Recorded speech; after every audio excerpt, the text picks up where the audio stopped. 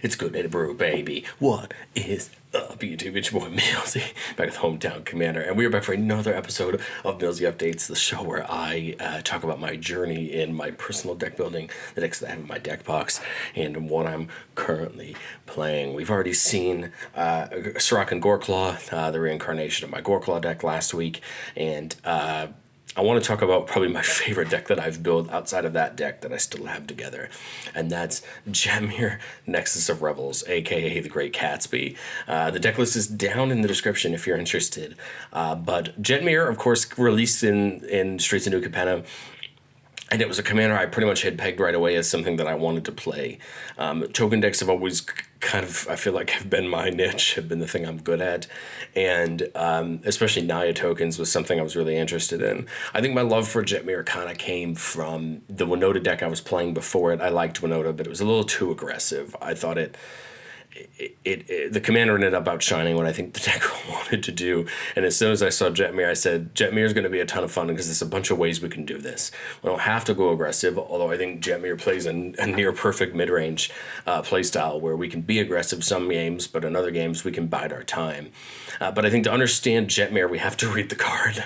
I think a lot of commanders work that way, but I think Jetmir is a great example. We have a 4-mana 5/4 cat demon. It says creatures you control get +1/+0 and have vigilance as long as you control 3 or more creatures. Creatures you control get +1/+0 and have trample as long as you have 6 or more creatures. And then creatures you also control also get +1/+0 and have double strike as long as you have 9 or more creatures. So the goal of Jetmir is to get 9 creatures on board and start hurting our opponent. When we have 9 creatures on board, our creatures get +3/+0, vigilance, trample, and double strike. And trample and double strike is a very powerful combination. Most people don't realize how good double strike is with trample, because if you destroy your opponent's blockers in first strike damage, your regular strike will completely trample through for damage. And I think it's one of those things where you may think a 4/1 with double strike and trample isn't too big of a thing, but when you realize that's 8 damage with trample, depending on what you're blocking it with, you start to realize that the more of those you get, the better Jetmir becomes. I have tried my best with Jetmir to kind of have the deck set up to play one of 2 ways. We're either going to wait to get to 9 and use Jetmir kind of like a Craterhoof Behemoth, where we drop it down when we already have 8 or 9 and hit that big attack where we get to swanging. Or we have a couple cards that either make tokens when they attack, or allow us to copy a token when we attack. Perfect examples are things like Adeline. We have the pair of Legion Warboss and Goblin Roundmaster that each make a token each turn. And you have something like Kasika's Chariot that makes a token when it attacks. Same thing with enchantments like Rabble Rousing that makes tokens when we attack. The cool part about those cards is we can declare an attack at 6 or 7 creatures, and if we have those abilities, we can get our way up to 9 or 10, and now our attack that didn't look as bad on declaration, now it looks a lot worse when it comes to blocks. The one thing that I tried my best to do when I built Jetmir originally was try to use as many X creation token spells as I can. The reason is because the later the game goes, the better they get. The more mana I have, the more creatures I can make with them. And that obviously is going to flow through. Obviously, in the early game, we don't mind using an X spell for 1 or 2 just to get some bodies on board. Whereas in the late game, we can go 10 mana deep into a spell. And as we get into the X generation spells, we'll talk about some of the newer ones that I really like that have helped us out. The mana base, it is one of my personal decks, so I am playing the fetches and the shocks, of course, with our Triome. I am playing City of Brass in here for a little bit of speed. I've liked Reflecting Pool. It's done well for me in the deck as far as always having extra color. I really love the filter lands. They've always done really well for me as far as getting the colors you need. Sometimes they can be awkward, but I find most of the time they do really well. I added Minas Tirith in here to see if I could get that card drop, but to be 100% honest, I haven't really seen it yet in the games that I played with Jetty since Lord of the Rings came out. So I may end up taking Minas Tirith out for another basic or something, because again, I haven't seen it, and it to me doesn't carry as much value as something like a Field of the Dead, which is going to get us more good stuff. Den of the Bugbear does have the option to give you that goblin if you attack with it, but I very seldom use it, but it's cool to have it as an option. It's the same as something like Sokenzen, which can get you those tokens as well. So we like the lands that have added value, but at the same time, We want to be able to get our mana up and get them open. This is very rarely a deck that plays Jetmir on turn 4. This is a deck that plays Jetmir when we can, when we have the board state and we have it ready to go. In any true Millzy fashion, I like my enchantments, and I think this deck gets to take advantage of a lot of really fun enchantments as well as a lot of really fun spells. It wouldn't be a token deck without a couple doublers. We have Anointed Procession and Doubling Season. You can make the argument I could take the Doubling Season out for Parallel Lives. It's 1 mana cheaper, does effectively the same thing. But I actually had a Doubling Season at the time I built the deck. I don't have a ton of things that put Pulse and Pulse counters on it, so on creatures, so I feel like I'm not probably utilizing Doubling Season for all of its worth, so maybe it would be a better idea to bring the Parallel Lives in. But we are also playing Mondrak for that doubling as well. And actually... we'll talk about Mondrak when we get up to the creatures, but I actually might even take Mondrak out. I like the card. I find that in most games, the deck is quick enough that it doesn't really need more than, we only need to see one doubler, or some games we can win without even seeing a doubler at all. Beastmaster Ascension, I'm so glad that this got included in the Cabaretti precon from Streets of New Capenna was what the deck started in, the Kanto deck. That's what this deck started from, so some of these cards kind of got taken from that precon, and Beastmaster Ascension was in that. As soon as you declare an attack with 7 creatures, all your creatures get a flat +5/+5. I think you can already figure out +8/+5 on all your creatures, giving them Vigilance, Trample, and Double Strike would be very catastrophic for your opponents at that point. Cryptothrite to let all of our creatures tap for mana. I think this is a really important effect, especially on the turns where we want to commit more things to the board and keep building. If we're at 5 or 6 creatures and we have access to a Cryptothrite effect, I don't mind tapping my tokens down to play another enchantment, to play another piece to get ready for the next turn, and kind of wait for the next round to try to hit in for combat. One of my single favorite enchantments I've consistently used in this deck, and it's a ton of fun, is Elemental Mastery. You enchant a creature and it can tap to make X 1/1 elementals with haste, where X is that creature's power. The cool part about the Mastery is that it's its current power. So if we have this attached to a creature and we have Jetmir out, if we can hit 9, that creature's power goes up, and we actually get to make 3 more elementals because of that.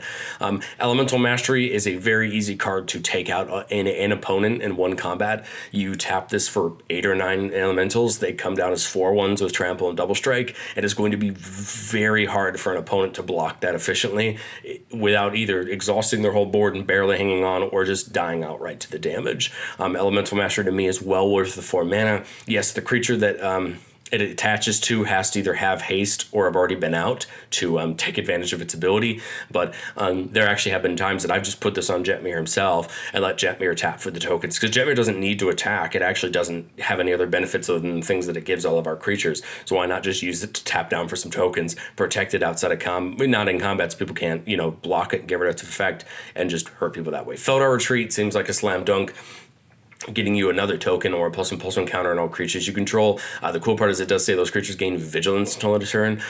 This is important because if I don't have Jetmir out, this will actually allow us to get maybe an early attack in if we want to, while still giving our creatures vigilance. Same thing here with Garruk's Uprising. We don't have a ton of creatures with power 4 or greater, but giving our creatures trample if Jetmir is not on the board is still important. We can rely on Jetmir somewhat consistently to be the way we end the game. But we need to create contingency plans for if Jetmir doesn't stick around on the battlefield. And so I like Garruk's Uprising a way to just give us trample and also reward us for playing some of our creatures that are 4 or greater. Again, Jetmir is always going to be, so that'll draw us card, and a few of our other creatures are as well, which will get us some card draw. But again, we'll make sure that we have trample. Impact Tremors, and we have a couple other cards up in the creatures that deal damage when creatures come in. This is one of our alternate ways to win. You dump the Impact Tremors down, you start making tokens and start paying out our opponents. This card plus Rabble Rousing goes a really long way. My favorite thing I've seen happen with Rabble Rousing is attack with 15 or 16 creatures. Rabble Rousing makes 16 more creatures, and with Impact Tremors or this type of ability, you're not doming everyone for 16 before you even get into combat. And that's the kind of thing that's going to make blocking even harder for your opponents when they're at a less life total than they were before, and now they have to make blocks. Intangible Virtue, giving, again, all of our creatures +1/+1 in Vigilance. This is equally as good for the +1/+1 as it is for the Vigilance. If Jetmir's not out, here we go, we have Vigilance. But if Jetmir is out, it's just another flat +1/+1. Same thing with Mirari's Wake, just another flat +1/+1. But again, tapping our mana for double is killer good. And this is one of those cards that can greatly increase the amount that your token creation spells get better and are more fun. Prosperous Partnership pretty easily became one of my favorite cards from that precon. And when it comes in, you make the 2 tokens, which you can tap 3 untap creatures you control to make a treasure. The really cool thing we can do with Prosperous Partnership is, right, with Jetmir out, our creatures are attacking with Vigilance, so they have the Vigilance. We can then keep them up to block. We don't make a ton of tokens that can't block, so they're always going to have the option to block. And then on that opponent's end step before our turn, we can actually just tap them all down in 3s, make the treasure tokens, and then untap with a bunch of extra mana. Or let's say we put a bunch of creatures down that don't have haste, and we go through our opponent's turns and they don't attack and we have to block, tap down, get treasures. I like this card. It's well worth the 3. The 3 mana for 2 tokens is well worth it on its own, but the ability to tap your creatures to get a treasure is an effect that I think works really well in a lot of these token style decks. If you're playing something like Ginny Fae, which is kind of Jetmir's counterpart in the set, I still think something like Prosperous Partnership works really well there. But again, the Prosperous Partnership is an example of a middle of the game type card that'll help us out in that mid game. Rebel Rousing, whenever you attack with 1 or more creatures, you make that many 1/1 citizen creature tokens. Then if you control 10 or more creatures, we can play the card we hid away. Normally with the Hideaway, just try to get an enchantment that does something for our creatures, or do something, put something good underneath it, get to 10, get it for free. Rising of the Day, giving all of our creatures haste, and our legendary creatures get +1/+0. Haste is important for our tokens, especially if we want to get to 9 quickly and use the tokens quickly. We're also playing Aurora Resistance for the same thing, just giving our creature tokens haste. But it says whenever one of our creatures attack, you may pay 1 in a red. If you do, creatures attacking your opponents get +2/+0 until end of turn. This, with Jetmir, of course, +2/+0 is going to go a long way with Double Strike and Trample.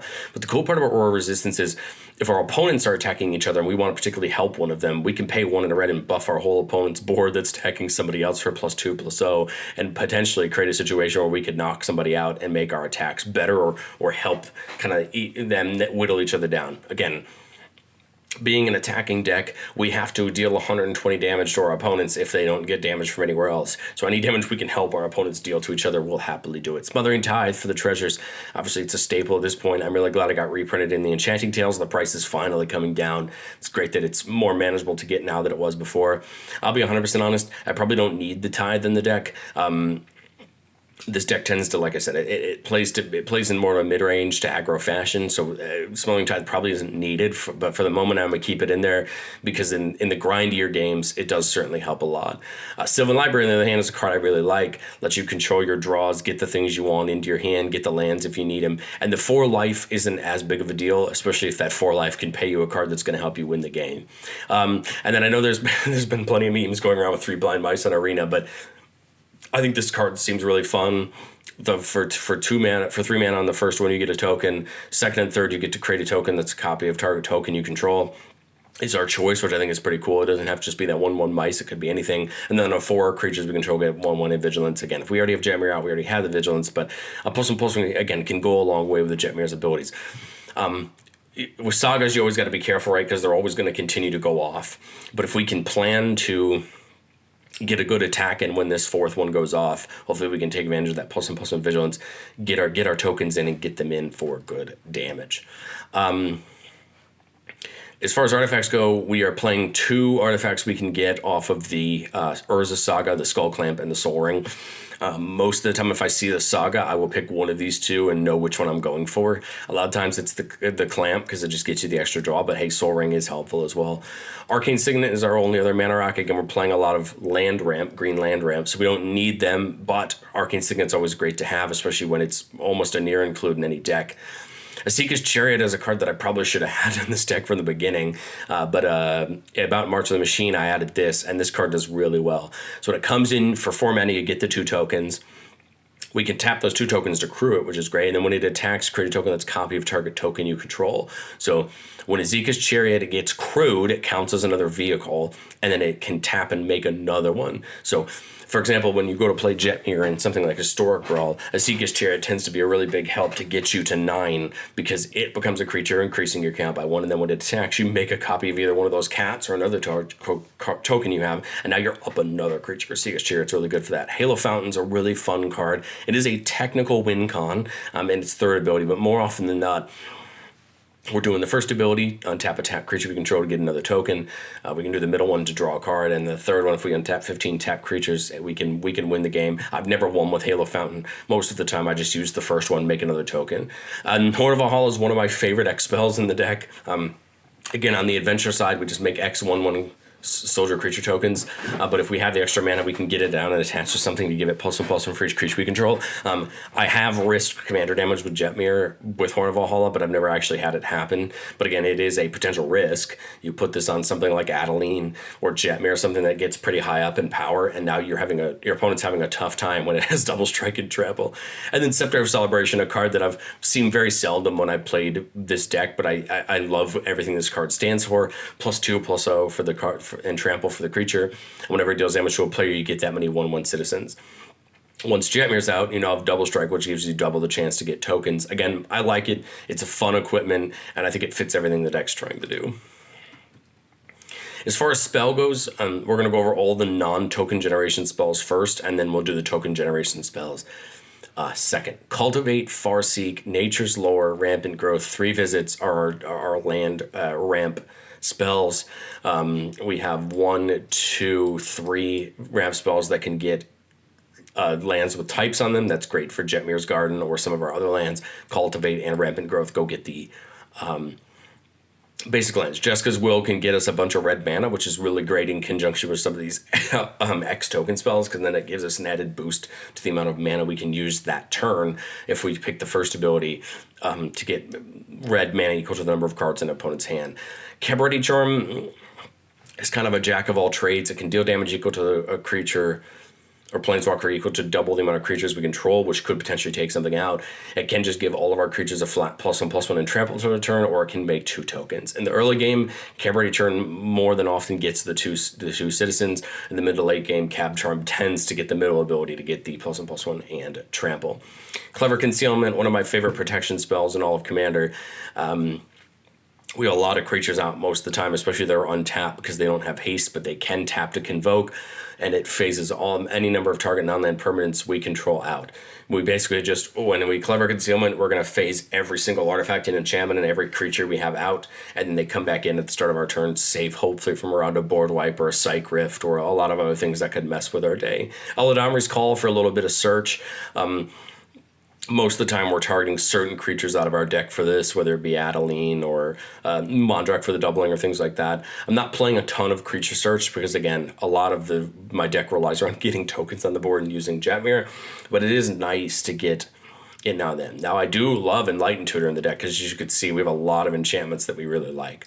So depending on what we have in our hand, depending on what we see, we might go for the Impact Tremors, might go for the Rabble Rousing. Again, there's a lot of ways we can go with the Enlightened Tutor, but I like that we have the option to pick what we want. Flawless Maneuver, if Jetmir out is free to get all of our creatures indestructible, it feels great. We're also playing the Heroic Intervention for some protection because, again, we're going to be committing a bunch of creatures to the board. We need to protect them. The only downside to Flawless Maneuver and Heroic Intervention, of course, is they don't protect from bounce board wipes, but they will, or exile board wipes, but they will protect from all destruction board wipes. So I try my best to kind of craft my protection around always having options between Clever Concealment and Teferi's protection as far as completely protecting my board from something like Cyclonic Rift or an exile board wipe like Farewell, for example, whereas Flawless Maneuver and Heroic Intervention either can get around a Wrath of God or a destruction type board wipe, or can simply be used defensively if I need to block but I don't want to lose my creatures.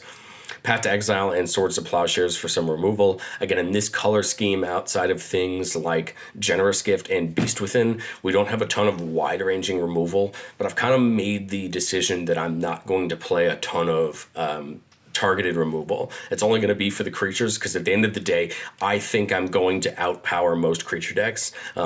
If this deck you draw well and you set up well, you're going to outmuscle most decks. I say most because there are still some decks that are either gonna outspeed you or outbeat you. But again, once we get to 9 creatures, we have that buff and we start attacking. It doesn't matter how good buffed up a deck is. One of us is going to end up winning the fight, and hopefully we can set a situation up where we win that fight. Okay, well, let's get into the token generation spells. Awaken the Woods is probably a little bit... You can probably find a cheaper spell to do this, but the thing I like about Awaken the Woods is you make tokens that are considered to be lands, forest land tokens, so they can tap for mana inherently. This is great because then you can continue to, you could use them to get out your enchantments, keep fitting up your board, or they're right 1/1s that can attack. But of course, the good part about them being forest tokens is if someone uses a Cyclonic Rift or something like that, they will not bounce because they are lands. Iganjo Uprising is still one of my favorite X generating token spells. It's not as good as some others because your opponents do get samurais. Each opponent creates X-1 of those samurais. But again, we get them with Vigilance, Menace, and Haste. And again, if Jetmir's out, they have to double block these samurai tokens, and they're already going to be an advantage being 5/2s with Double Strike and Trample. Again, we're going to massively take advantage of Iganjo's Uprising more than our opponents will, and that's why I like it. Now, we saw a very similar spell to this in 4th Orlingas, which just came out in the Lord of the Rings decks. This gives them all Trample and Haste, X/2/2s with Trample and Haste. Well, of course, with Jetmir out, then they're picking up Double Strike as well. But again, 2 mana plus X, that many tokens. Again, the more mana we have around, the better. Make a bunch of tokens. These guys are great because they give them haste, so we can use them right away and get in for attacks. Martial Coup is our board wipe of choice because we get tokens out of it. Put as much into X as we can, wipe the board, and keep those soldier tokens. I like it because if we have a ton of mana, wipe the board, get some tokens for the process, and potentially drop Jetmir the next turn to hit back. Pest Infestation's a really fun X generation spell, because it says we destroy up to X target artifacts or enchantments, and then we create twice X pest tokens that when it dies, we gain a life. I like Pest Infestation because you can dump as much mana as you want to, and it says you choose up to X target. So if there's only 1, you could dump 7 into each X and just choose 1 target and still make 14 tokens. It's great. It's going to deal with maybe some of our opponents' things that we want to deal with and make us tokens at the same time. Probably the best... one of the best ones, as far as token generators go that we just recently got is Song of Totentans. And the reason is because it makes the tokens, but it gives all of our creatures haste, not just the creatures we made off this spell. This is really good because if Jetmir came down before we play this spell, or we made anything through any other abilities, they're now going to have haste, and they're going to be ready to go. I like it. I like the spell. And again, an X 1 mana spell is certainly a lot better than an X 2 mana spell. We don't care as much about the stats of the tokens because we're targeting Jetmir's buff for those creatures, so we don't particularly care. Again, a 4/1 with Double Strike and Trample is still going to be hard for our opponents to deal with. Temp with Vengeance. I'm really glad this card got reprinted in Commander Masters. This one's a ton of fun. We make X 1 red elemental creature tokens with haste. And then our opponent may do that. If they do, we get X more. Your opponent should never take the X more if we're playing this deck because you're just going to make it worse. Remember, their 1/1s are immediately going to have to block our 4/1s with Jetmir out. So this spell is a ton of fun. And again, I'm happy when anyone ever takes them because it just makes it better for me in the long run.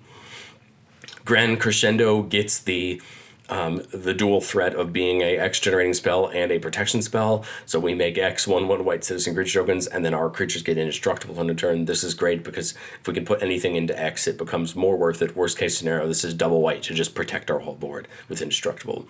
Again, I like it, and it ain't a bad thing to use on it, and Secure the Wastes aren't bad things to use at your opponent's end steps to make some, if you have Crypto Threat or that kind of thing out, to make some tokens before on our opponent's end steps before our turn. And we're also playing March of the Multitudes. Again, it's a 3 mana and 1 X, but we can convoke our creatures to do it, and we make X 1/1 soldier creature tokens with lifelink, which is even better with Jetmir's ability, because then if we hit a big attack, we're going to gain a ton of life in the process. So again, I really like all the X spells. I think they do a really good job at creating tokens, but it's not just them.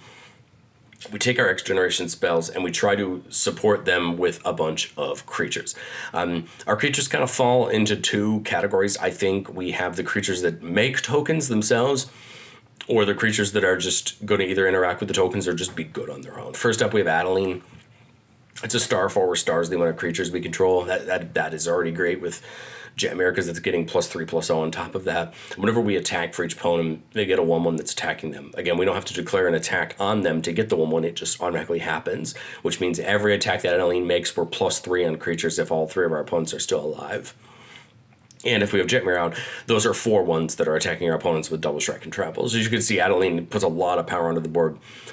And then once she starts attacking, now you could have at minimum, she's going to be a 12/4 with double strike and trample until she right? So you could see this is going to get hard for our opponents to deal with. Best Soul Nourisher is really fun. It says whenever one of our creatures with base power and toughness 1/1 enter the battlefield, put a +1/+1 counter on Bess. So even Adeline's tokens are going to come in as base power and toughness 1/1, even though they're going to get Jetmir's buff. And then it says whenever it attacks, each of the creatures you control with base power and toughness 1/1 gets +X/+X till the turn where X is the number of counters on Bess. So if we get Bess early and we can set her up and we start making tokens, Bess is effectively going to be, she's effectively going to be a coat of arms type effect for our creatures because she's just going to make our tokens bigger. And again, they still have Jetmir's buff on top of them. I've yet to really see Bess work. I just have yet to draw it in a good game, but I feel like I will eventually draw this card in a good game. Boromir, Warden of the Tower, is here for 2 reasons. The first is whenever opponent casts a spell, if no mana was spent to cast it, counter that spell. You still worry about Jetmir getting countered out of the command zone because it is still an important thing. If someone tries to pact it and doesn't pay any mana, well, cool, you can counter it. That's not going to happen very often, but again, it is there to hurt Cascade decks, to hurt things like that if you do manage to see it. But the big part is the second ability. You can sack it to give all your creatures indestructible for the turn, and the ring tempts us. So we just have protection on a creature, which is great because we're not always going to have the mana for a protection spell. Champion of Lambhold is one of our ways to potentially help end the game. It says creatures with power less than Champion of Lambhold's power cannot block creatures we control. So with Jetmir out and enough creatures, at minimum, Champion of Lambhold will be a 4/1, which is going to take out a lot of most of the chump blockers your opponents could have. But it says whenever a creature enters the battlefield under your control, we put a counter on Champion of Lambhold. It's very quick, very easy that this gets out of hand quickly and no one can block. And believe me, the game is a lot easier to finish when your opponents cannot block your attacking creatures. Galton Mavrin is a deck that I tried to play on its own. I love Galta. It's one of my favorite creatures that's ever been printed in recent years in Magic. And I love this card. I just couldn't get the deck the way I wanted it to. So I thought it happily fits in here. It's a top end card for us. Whenever it attacks, we can make a tapped and attacking XX green dinosaur creature with trample, where X is the greatest power among other attacking creatures. Or you can make X/1/1 creature tokens with lifelink, where X is the number of other attacking creatures. This can very easily trigger Jetmir if need be, but again, this is a 12/12 with trample with Jetmir's ability. This is a 15/12 with double strike and trample. Again, it is 7 mana. This is literally our top end, but again, it's a fun card, and if we ever get to the point where we're playing Galton Mavrin, I'll happily spend the 7 mana to do it. Goblin Rowmaster and Legion Warboss play the same role. 3 mana, and every turn they make a goblin that has to attack. So on the early turns, it can easily get chumped, but again, this is one that we can automatically add 1 to the number of creatures we have going into combat, and hey, that 1 could be the difference between whether or not Jetmir activates or not. Erois, of course, like all the other Theros gods, it's a creature only if we have devotion to 7, but we don't care because creatures we control can't be blocked except by 2 or more creatures. So basically they have menace. That's going to hurt a lot of our opponents blocking, especially against our creatures once we have Jetmir turned on, and then prevent all damage that will be dealt to our attacking creatures. That's going to more or less win us combat every time. Jaheira is one of the biggest adds that I put in here, giving all of our tokens tap to add a green. I'm not making a ton of food or clues or anything like that, but it's still important. It lets all of our tokens tap for mana to add for more spells. Ginny Fae can let 8 of our tokens come in as a 2/2 cat or 3/1 dog instead. It is beneficial for some spells because those cats do have haste. And the cool part about the way the tokens work is if you have something like a Ganjo Uprising where you're making 2/2 samurais with vigilance, menace, and haste, if I make those 3/1 dogs, they still get all those characteristics. So Ginny Fae is kind of fun because it kind of plays with our tokens. King Darian gives all of our creatures +1/+1, and we can sack him to get all of our tokens hexproof indestructible, which is pretty cool. Krenko, of course, when it attacks, put a counter on it and make another Goblin Sequel to its power. This is really great because it can help turn on Jetmir. Because if Jetmir's out and we don't have 9 creatures, Krenko could be a 3/2, goes up to a 4, makes 4 creatures, and now we're automatically above the threshold. I like Krenko. It doesn't hit as hard, but I mean it's going to give you the tokens when you need it. Mondrak for the doubling, basically just for the doubling, making twice that many tokens. Queen Alanal is a ton of fun. It's a star where the star's the number of creatures we control. And anytime we would make tokens, we make that many plus 1 soldier or creature token instead. Again, Queen Alanal, just like Regal Bunnycorn, are just going to get huge. And with Jetmir's ability, they're going to get even better. Regal Bunnycorn is a star where star is the number of non-land permanents we control. So it counts all of our artifacts and enchantments as well. This is a 2-mana creature that at anywhere in the mid-game is probably just going to be near impossible to block and not just take massive amounts of damage. Scooty, old Scoot Swarm. Anytime a land comes in, we get a 1/1 insect, or if we control 6 or more lands, a copy of Scooty. This can get out of hand, make you a bunch of tokens, and then it becomes even easier to get to 9. And then a card I'm trying out is Wildfire Awakener. That's a creature that makes tokens when it enters, but we can convoke for it, so it's kind of cool. It's kind of like March of the Multitudes in that way. But it says that when it enters the battlefield, we make X 1/1 red elemental creature tokens with whenever this creature becomes tapped, it deals the damage to target player.